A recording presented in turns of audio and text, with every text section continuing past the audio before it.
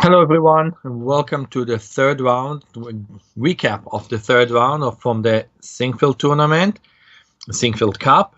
And well, what difference can be in 2 days, right? I was doing the first round, and there was so much excitement, three decisive games, interesting games. Ronen Rook H4 and uh, Karyakin Svidler, really interesting games there. Today, I don't think I can really say that. Well, five drawish games or five draws. Caruana seemed to have actually had probably best winning chances. Also, Wesley So was way better. Carlsen was pushing, but it feels that the end game he got against Anand was closer to a draw. Nothing really more than that. Karyakin and Aronian finished with early repetition. Vashir Lagrave was better against Svidler, but overlooked some tiny trick to d5, and after it he really had nothing. Caruana had some chances in the game that we are going to see now, and actually we will touch a little bit all the three games that I thought had some action. Okay. So let's start with Caruana Nepomniachtchi. Okay, we don't see that much at a very high level. The closed Sicilian, Spassky used to play it. I mean, okay, some other strong players here and there. Actually, Carlsen himself has played it. One game in my head now is a game against Wojtaszek. He beat him, I think, in the Olympiad. But still, we don't see it that much. Actually, in the tournament in Leuven, the Blitz and Rapid, about a month ago, tiny more than a month, Jobava lost two games with the white pieces against Carlsen and against Wesley So. Okay, so the ideas are quite normal. White is going to push on the king side. Black will try to get play on the king side. Nothing really exciting more than that. Okay, bishop e3 and queen d2. White is playing that way so you can meet b4 with knight d1 just in time. That is exactly what happened. Okay, and g4 is going to be played. Okay, rook b1, there is no point in giving black completely the open file, right? So the rook on b1 is protecting the back rank and protecting the pawn on b2, rook a2, f5. Okay, black needs to start to try and create some weaknesses on the queen side. Bishop h6, queen a7. I'm going to go quite fast to the critical position. It seems that Caruana slowly, little bit outplayed Nepomniachtchi. Not much, but I would tell you where I feel is a very critical moment. It is really here. This is number one critical moment in the game. I mean, obviously, if you look at this position, okay, c3 is the most logical move to start considering. I think actually I analyzed it. Yeah, and the thing is that after take, the knight is trapped, and it's somewhat possible to end the analysis here, but that would be wrong, because after the move queen b8, okay, it just seems that after the move queen b8, black should be able to have some play. Let me see if I'm correct. I just want to be absolutely certain that I haven't confused anything. But I think this is, yes, this I just checked to see that I kind of remembered properly that after this queen b8, yeah, if take on e5, rook c8, and black gets so many open files. It's really after, I don't know, really late, and I don't want to blunder, especially not live. So I was checking. This was a critical possibility for Nepomniachtchi. I'm pretty certain he had to go this way, because the way the game went, this knight on d3, okay, we will touch this knight on d3 in a second, but Knight d5 is just really good. It has two threats, the e7 pawn and the rook and the bishop. And after e5, this is just bad for black. I mean, the thing is that if he goes rook a5, there's always this thing to worry about for black, right? Because after take, the queen is under attack. There's no time to even take on c2, and okay, this is just over. So yeah, this is problem. Take. I feel here Caruana had a really big shot. He played the move knight d4 and didn't really get that much.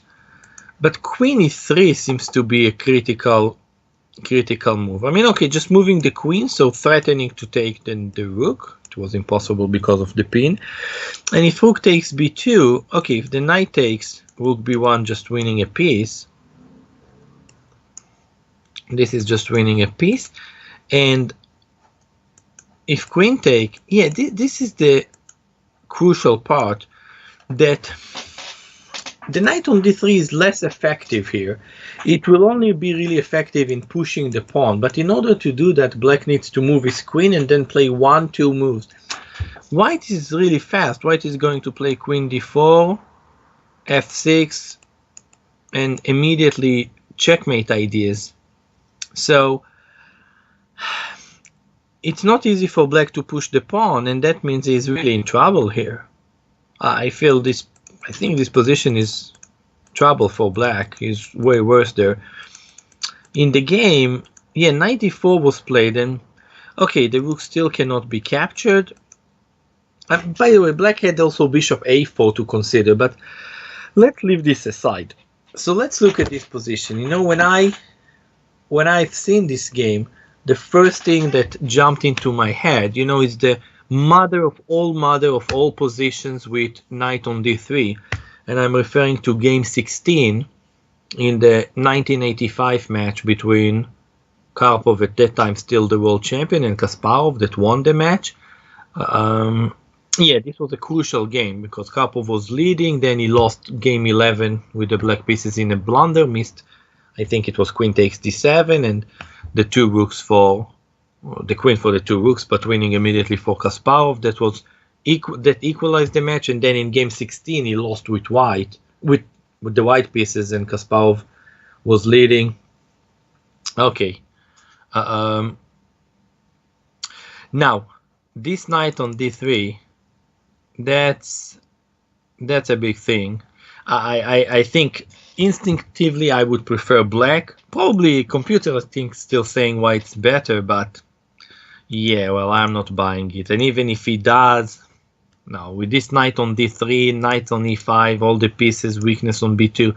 Okay, Caruana had very little time, so he didn't even try to go for a win. Yeah, he had 2 minutes, but all in all, I would say he had one big moment to try and win this game with queen e3 and take a sole lead. But all right, well, that was the first half point Nepomniachtchi scored. He actually had two really horrible games against Aronian in the first round and then against Wesley So in the second one. So yeah, he wasn't very far from maybe having 0 out of 3. Okay, we will leave this one and we will go to, oops, that was the end of the game. Okay, we are at the start of the game. Okay, Wesley So against Nakamura, and yeah, it was quite equalish game until it wasn't. Okay, well, it finished in a draw, but this also had some stuff there. Actually, this one I managed to also analyze a bit. The one that I haven't analyzed much, but we will just see few critical positions. There was Anand Carlsen.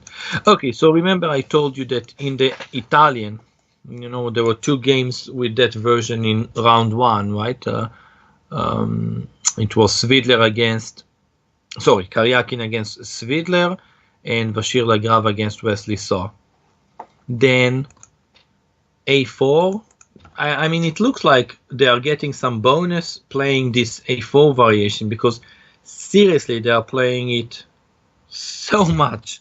I mean, I don't know. It's like, why don't they fall in love with some interesting Sicilian variation? I don't know. It's some night of back to the 90s. Okay, I don't know. They want to play boring stuff. Okay, no comments there. Okay, this b5 was played actually 3 times. I could find 3 decent games, actually 2 really top games in the last month and a half. I mean, there are games of Hari Krishna against Mamederov that went this way.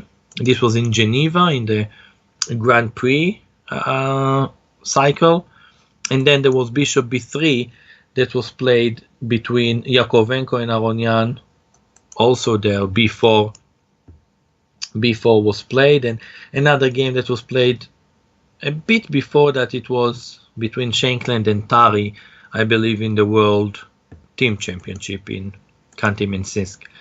Okay, so Bishop b3, h6. Okay, you know, by the way, sorry, I mean, it's obvious, but I will still mention it that, well, if take on f2, and the knight on b1 is also hanging, not just the knight on c6. So, okay, everything is normal. Bishop b3, h6, take, bishop e3, bishop d7. You know, nothing dramatic is happening here. Knight h5 is very logical to the point. Black should be okay. All right, queen f6, queen d1. Yeah, b4, you know, it's okay move, but somehow I have tiny mixed feelings about it. On one hand, okay, I understand you want to take, maybe open the file. On the other hand, somehow giving those squares, you know, as I said, mixed feeling, especially bishop a4 possible. But okay, it is all right. Here was a critical moment. I mean, this was quite a critical moment, because Nakamura played queen g6, and I'm not certain about this move, because, well, okay, he went back quite soon after it, and I think here he had quite a very interesting moment, and that was to take on d4 right away. If pawn take, the knight b4, and okay, black is having some play here with his knight, jumping knight. If knight take, okay, then first of all, no pawns in the center, and even here maybe knight e5 is logical. It seems to me that if white is not taking with the pawn on d4, black is all right, and if you take with the pawn, black gets quite decent play. Okay, again, nothing dramatic. I mean, he went back, seriously nothing dramatic. Knight g4. Okay, here. Yeah, by the way, queen takes before was impossible because of this move. Okay, went back. Okay, basically kind of, do you want to draw? You want to draw? No. Okay, queen here. Yeah, take. If rook take, queen c2 is important, right? And this is important, and if d5, knight takes, d5 is there. So this is important to look at. Okay, knight b8. So I would say that here already it feels a bit that white got something. Before I thought he had kind of nothing. Now he had a little bit of something. And I also like bishop f1. One, it's protecting everything here. Secondly, you know, black with the knight on b8, white to allow it to enter the game. So, you know, you want to keep... Your opponent has no space. Okay, don't help him exchange his pieces too much. Okay, knight g8, knight d5. Yeah, white is better. Okay, c6, provoking a little bit of weakness on d6. And yeah, here it looks like the game started to deteriorate for black. I mean, yeah, white is playing here for free. Black has the weak spot on d6, and yeah, and white has exactly 0 weaknesses. You know, this is actually quite typical for Wesley Saw.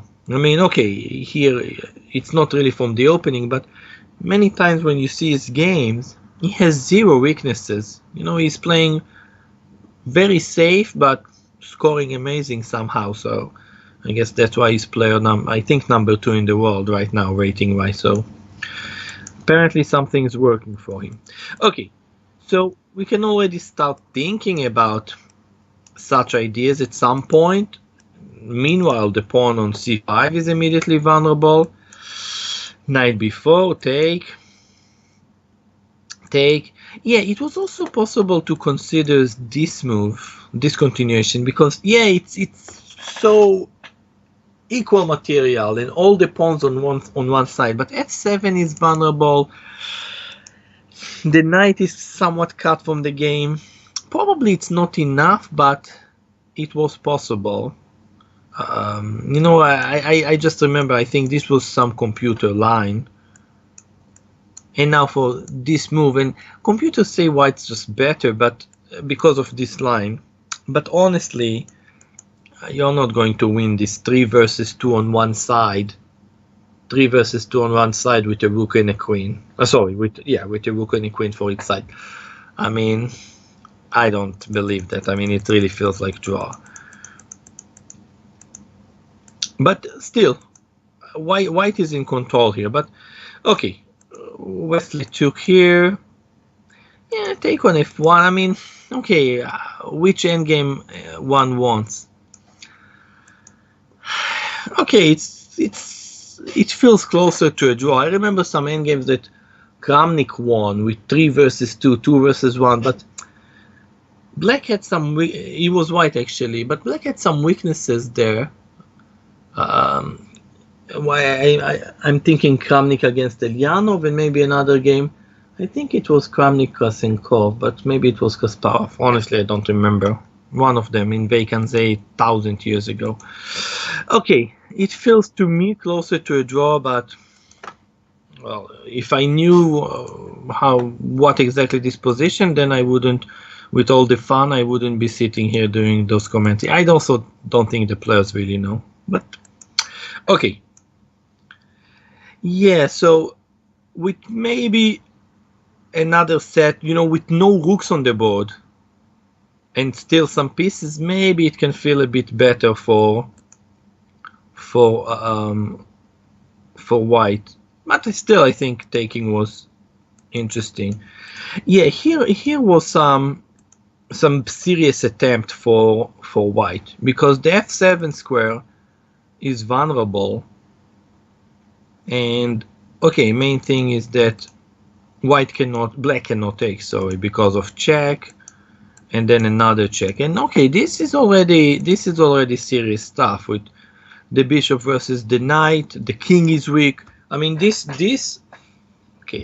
feels tough for black, or possibly tough for black, as long, of course, as there are rooks on the board. With no rooks, nothing to discuss. It's just a draw. Okay, so this can explain 97. Yeah, I mean, white is quite a lot better here. He played 95. I mean, I think the knight to d4 was maybe a better attempt. I mean, somehow having the knight on e6, white is way better here, but I mean, I just checked. Mr. Computer is like at +1, which is okay, basically very logical. Yeah, this I feel that, yeah, somewhere here maybe white could have played better, because it seemed like black king was somewhat vulnerable on h7. Now that's no longer the situation. White probably need one more pawn to really have some, well, to have better winning chances. You know, 4 versus 3. Yeah, the same goes in rook endgames, right? Many times 3 versus 2, nothing to discuss. 4 versus 3, draw, but one needs to play accurate. 5 versus 4, already some better winning chances there. Yeah, now I feel that after the exchanges of rooks in this position, yeah, I think that here White had best chances in the game. You know, maybe knight d4 was better than knight d5. Maybe here. This is so close. Oh my gosh, to Kramnik-Elyanov. It's really, really, really very, very close, this endgame. I'm so tempted. You know, well, let me see if I can find it. It wasn't a very recent game. Let me see if I can find exactly. I think it was. Nah, I cannot. I won't find him. I won't find it now. But okay, it was very, very close to that. Anyhow, yeah. After the exchanges of the rooks, which I don't think White should allow, 0 chances to win this one. I mean, there are no pawns left on the board. You know, like seriously, 3 versus 2. What are you going to win it with? Yeah, so I mean, I think, yeah, now it's really, really a draw. So I think this was somewhat a miss from Wesley. So the game was pretty equally. She, I don't know, maybe outplayed Nakamura, but then didn't really push enough. Didn't push well enough to make a win. Another game that, well, wasn't really like that, but, well, you know, Carlsen and outplaying are almost similar. So, you know, it looked at some point like he had some chances, but it wasn't that much. So let me again, I'll just show this quite quickly, because it was a game with some chances there. Yeah, I mean, it's, you know, it's difficult when they give you no material to work with. Again, on Wednesday, 3 games, could have done it for, you know, 1 hour, the recap.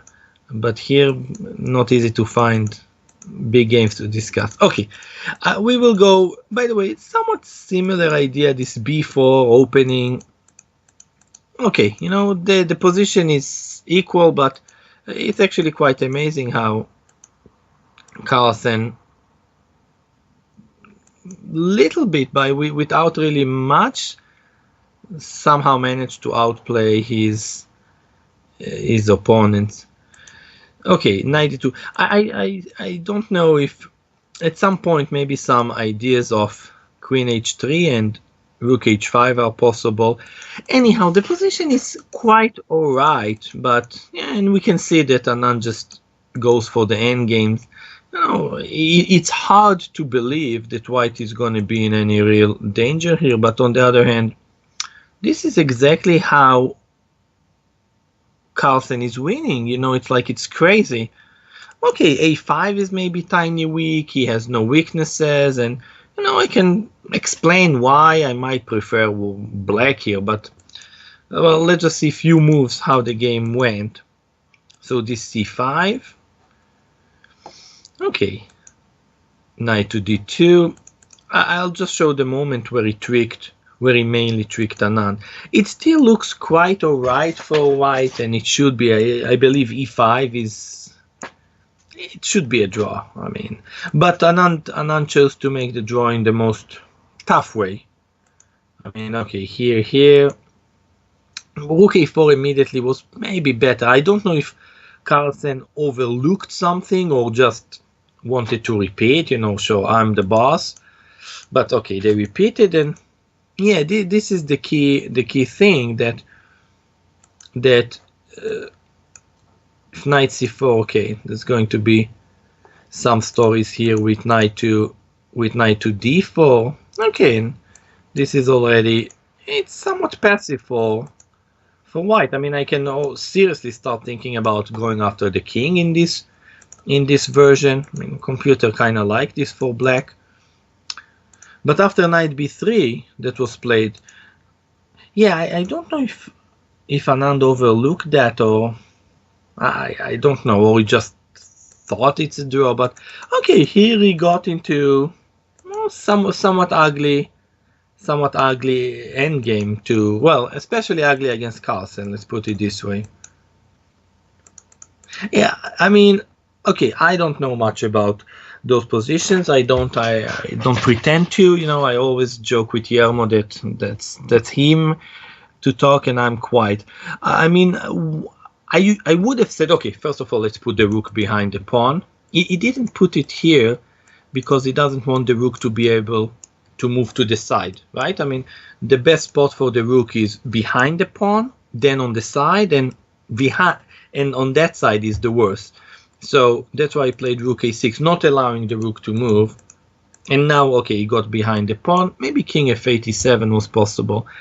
But I started to say that I would have said this is for certain a draw. If you ask me, I don't know, some time ago. But the German grandmaster Carsten Mueller, which actually was doing a big work, huge work on that. I mean, even in some of the late Dvoretsky's books, he mentioned that, Carsten Mueller kind of changed and showed some new concept and ideas in 3 versus 3 and 1 pawn on the side and 1 pawn on the a file. And while thinking about this, I can say one thing, that Anand has improved this technique dramatically, because there was quite a famous game, if I'm not mistaken, Leko Anand, that Anand lost this endgame so easily. Oh my gosh, it was not all right for someone like him. It was some Leko Anand, I don't know, 2000 and something. But okay, here he, I think, held a better way. It probably still should be a draw, but my philosophy is simple. If Carlsen would have won it, I would have tried to see exactly where Anand went wrong. If Carlsen, couldn't win it, then my assumption it's a draw, and that's it. Well, okay, but I can say really what I think. Black cannot push the pawn, because if he pushes the pawn, the king can never approach anything. So the pawn has to be on a3, so the king can find shelter and combine with the rook push. The only question is what white would be able to do on the king side, if he can create a pass pawn or can create something for that. Well, it seems that not really. So this was played, and yeah, now very good choice by Anand. He just played g4, and the thing is that after if take, is just in time to find shelter from checks, and actually even without this pawn, this is a draw. If black has even two extra pawns on the a2 and h4, h file or g file, it's just a draw. You cannot move the king away. You cannot move the king away from those files. So this is a draw. The way the game went was also quite a simple draw. Yeah, I mean, I don't think really Carlsen had any real winning chances here. This endgame, as I said, to me feels like I would have said it's an easy draw, but some theory tiny change, but it's still a draw. Okay, not a big event in this round. Still, Caruana had some chances. Wesley Saw had some chances. 5 draws, that's the best I could do. Well, the best I could do. Now it's time for the players to get and do something better. But anyway, we'll have more rounds and really interesting tournaments, so we'll stay tuned and see some more of them. Bye-bye.